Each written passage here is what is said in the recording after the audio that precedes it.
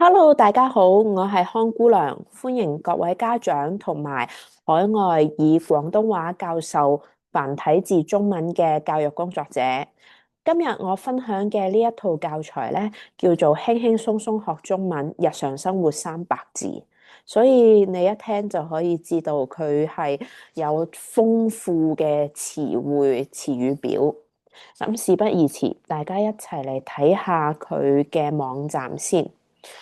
佢嘅網站咧設計得比較簡單一啲，咁就係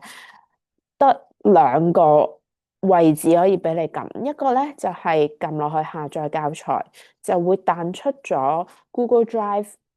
咁咧你就可以自己撳翻去 download 啦。一本咧 book 就係佢嘅課本，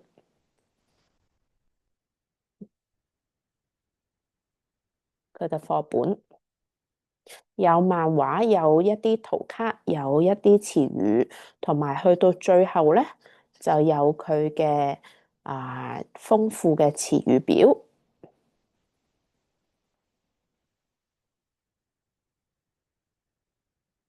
仲有咧佢嘅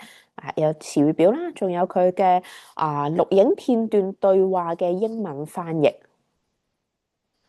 跟住咧，另外 card 嗰邊咧就係字卡，字卡上高咧就有 QR code 可以 scan 嚟播放翻聽翻個字嘅發音嘅。咁稍後咧會再同大家詳細啲去講，可以點樣運用啦，同埋點樣加工嘅。咁我哋睇埋網站先。網站建議咧可以用手機或者 tablet 去用去更加好，因為電腦上高咧有陣時咁樣撳咧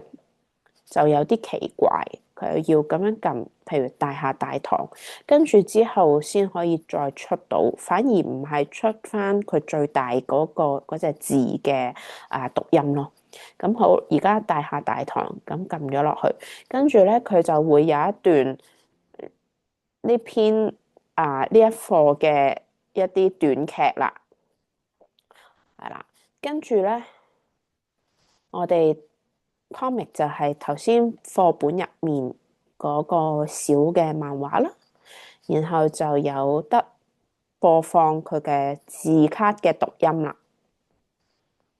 跟住仲有延伸閱讀嘅嗰啲中文新嘅字，係啦，延伸閱讀出去或者係下一課嘅字咁樣。好，咁咧講一講個教材點樣用先，因為咧我哋最基礎最簡單就係有嗰啲字卡啦，字卡咧佢就沒有任何拼音嘅。咁如果你係想加翻廣東話拼音嘅話咧，咁就唯有兩個方法，一個就係你係有一啲電腦程式可以喺 PDF 檔案嗰度去加工。譬如我用緊 Mac 機，Mac 機可以加工嘅，咁就直接打字上去。如果唔係嘅話咧，咁就靠印咗出嚟之後手寫。咁因為正常一般香港人都冇學過廣東話拼音啦，咁點揾咧？就可以喺 Google Translate 就揾翻繁體字中文轉換到粵語，記住係粵語，佢唔係叫廣東話，佢叫粵語。咁英文就 Traditional Chinese 同 Cantonese 嘅分別，跟住你就可以打字落去。咁左邊繁體字中文嗰邊咧就會出咗普通話拼音、漢語拼音。咁右手邊粵語嗰邊咧，呢度就出咗嘅係粵語拼音噶啦。咁就逐個手寫翻落去呢個字卡上高，先再可能過膠或者再即係做其他嘅硬件上高嘅加工。好，咁咧，我哋一齊嚟睇下嗰份嘅書本啦。嗰份書本咧就係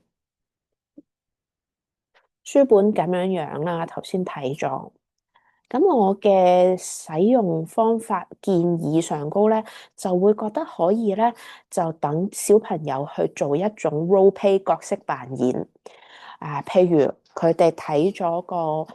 錄影片段之後，跟住一個扮 A，一個扮 B，跟住咧就運用翻呢一課入面有嘅呢啲詞語，然後再去講翻譬如呢一課係打招呼，講我係一啲寒暄，同埋講我搭幾多樓嘅，去撳 lift 嘅咁樣。又或者咧，去到後面咧有一課係睇病啦，咁佢咧就可以再運用一啲複雜少少嘅，譬如複句或者一啲特別句型，譬如呢度講緊去睇醫生睇病，跟住發燒喎，又頭痛喎，又喉嚨痛喎，咁嘅情況之下咧，期待小朋友係可以講到一個有連接詞嘅複句去講陳述到，譬如就話我唔止發燒，而且仲更加咁樣。係啦，咁如果係書面語都已經寫出嚟，就係不但而且更咁樣啦。咁呢啲咧可以將小朋友嗰個思考方式咧，令到佢更加深入係運用到個中文嘅，而唔係純粹一句我發燒、我頭痛、我喉嚨痛咁樣三個單獨嘅簡單句型。咁嘅情況，相對於佢嘅中文訓練，如果佢係真係初學好細個嘅小朋友，可能3至5歲嘅話，咁呢個講法就慢慢可以將佢變成複雜化，係啦，慢慢教一啲新嘅更加難嘅一啲句型落去俾佢。係啦，如果佢係可能已經7、8歲嘅話，咁其實都真係應該學習一啲多少少嘅中文嘅複句句式。